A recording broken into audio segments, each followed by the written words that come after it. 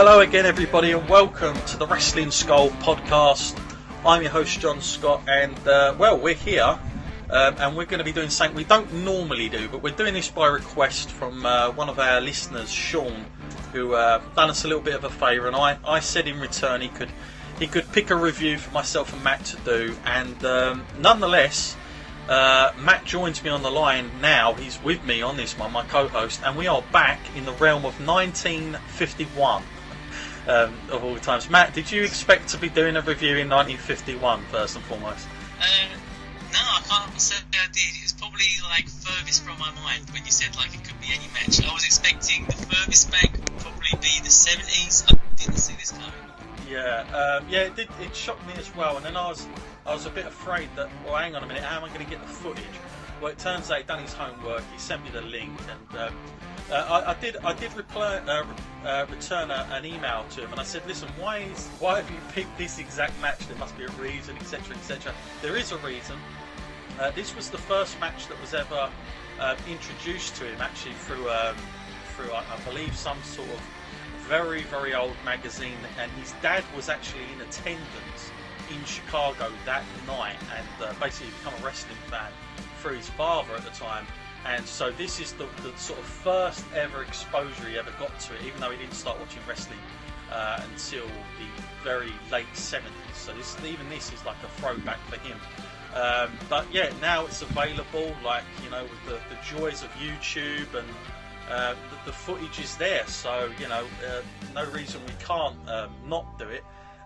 So yeah, here we are. We're gonna review the match of Lou Thez versus Buddy Rogers from the Chicago International Amphitheater, and a long time ago, Matt, for sure. Are you familiar with either wrestler first and foremost?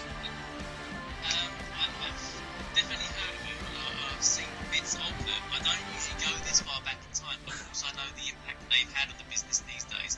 With names like the Lou Thez Press being named after him. Yeah, absolutely. Yeah, so listen, I'm pretty sure most of our listeners are not that familiar. So what we'll do is through this review, when we watch the match, because we're going to be watching it, we're going to do a live commentary sort of through it almost. And so through it, I'll give you some facts, and we'll find out about both wrestlers. We're going to have enough time. So if anyone wants to join us, like you do for our retrospective on King of the Ring, feel free. Just literally hit it up on YouTube.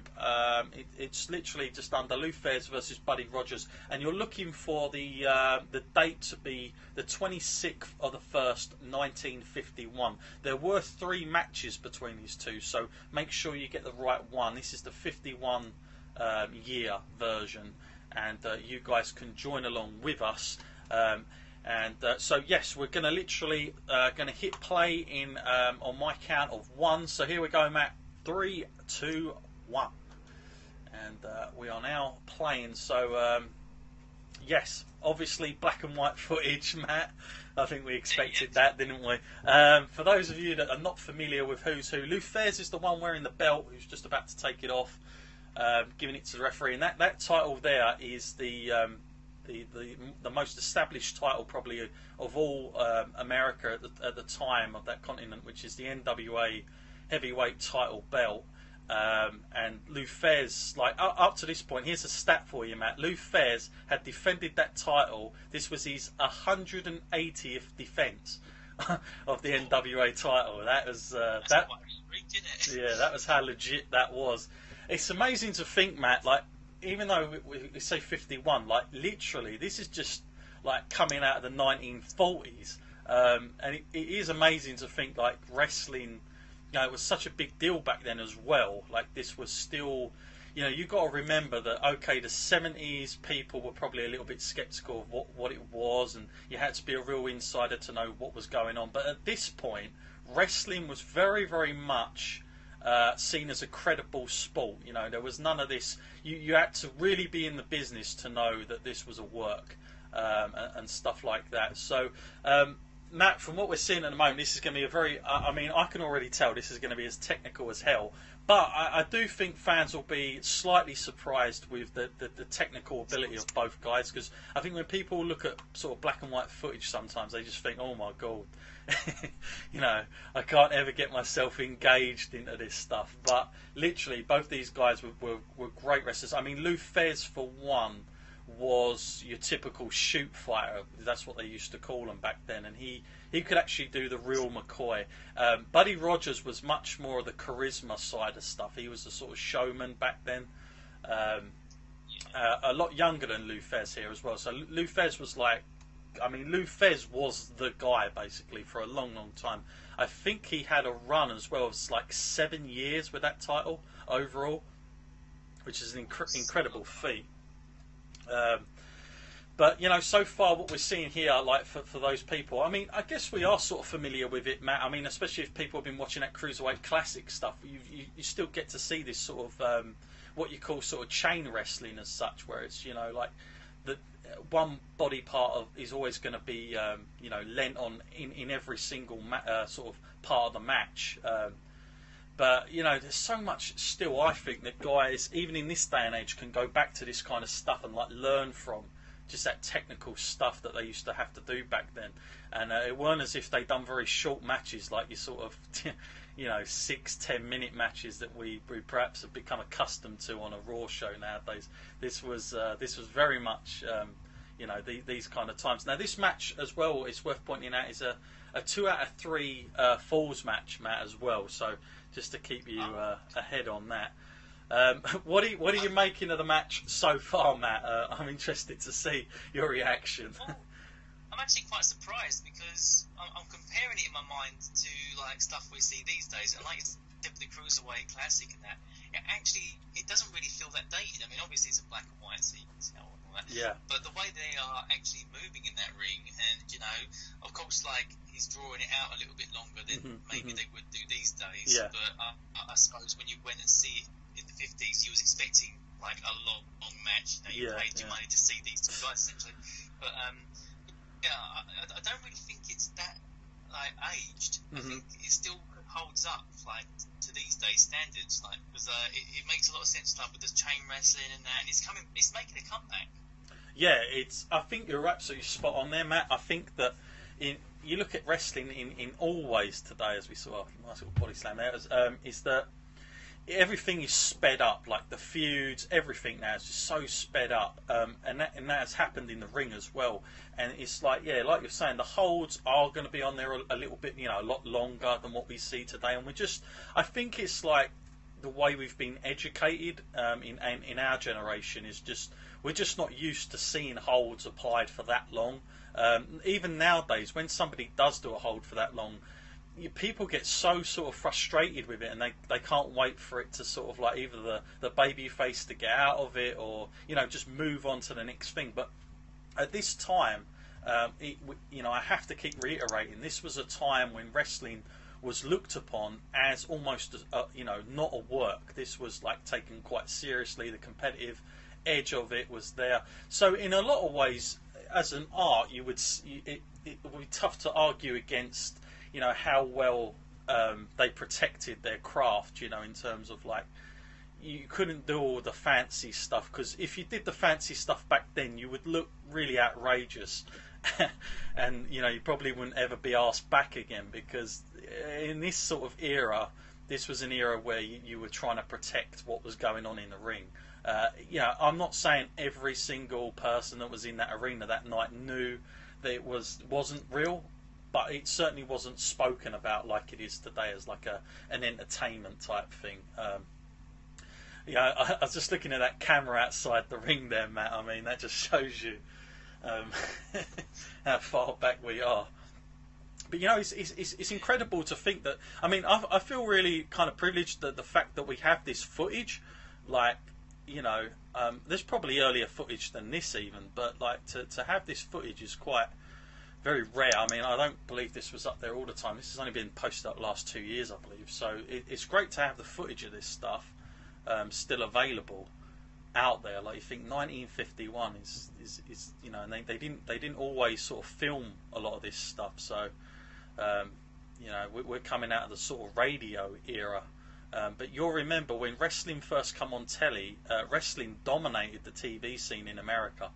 And so this would have been one of those times. People would have definitely been tuning in. I think Lou Thez is the most viewed person of all times in America still to today, on the amount of people that used to watch wrestling back then. I mean, we are talking in around the sort of 22 million mark, Matt, which is really unheard of nowadays. But of course, fewer channels back then, so it was a lot different. I'm not saying, but what I'm saying is wrestling was such a part of the American culture at this point. It was such a big deal. And of course, before this, you'd only ever had the joys of the radio. So to actually now see it, obviously made a lot of difference. So far, this match, I mean, it's everything I'd expect from a Lou Thez match, because I've seen Lou Thez matches before. I've not seen much of Buddy Rogers, I'll say that much.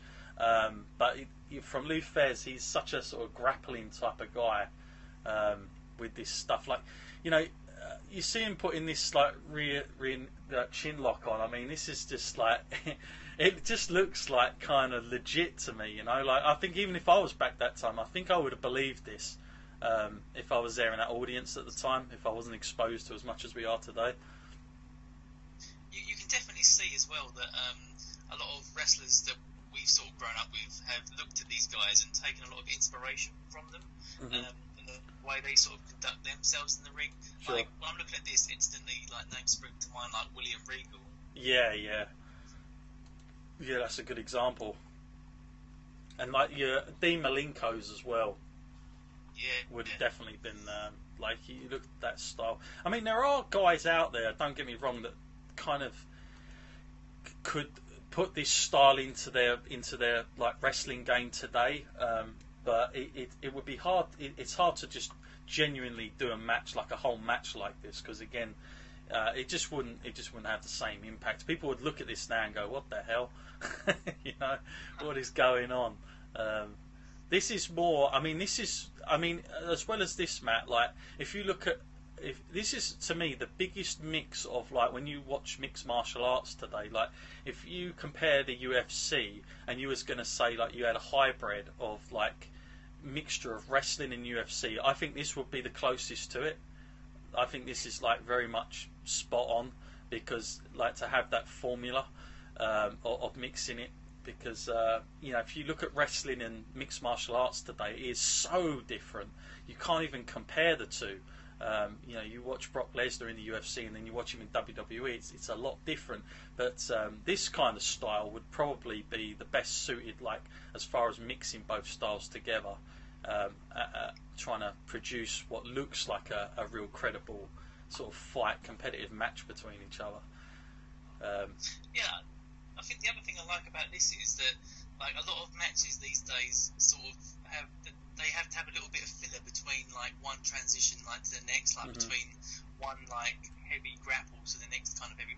Like, a lot of striking is involved these days, but in this there's like a minimal focus on striking, and it's all about more like the wrestling. It's like they really have a clear line between what is wrestling and what would be considered like a boxing at the time. Like, they don't mix the two too much, because this seems purely grapple based and takedowns and holds, all of that, and that's good to see. Yeah, that's a good point. People probably heard of Buddy Rogers for sure. Of course, he was much more of a big deal when it got to about 1963. He was signed in what was called the Worldwide Wrestling Federation, back then the WWF. He was brought up to New York sort of area, and he made a massive deal up there with sort of going up against guys like Bruno Sammartino at the time, and stuff like that, and that's where he kind of made his biggest probably name. So even here, Matt, this is a very young kind of Buddy Rogers. Like, this is, I mean, he started in the 1940s, but he was still very what they call green back then. Very new to everything. But up until this point, he'd already had 2 challenges against Thez, so this was like his 3rd attempt at trying to win the title. To go back into this, so there was a lot of rivalry between these two. Like, they would wrestle a lot more as well. And also, it's worth pointing out between these two guys that outside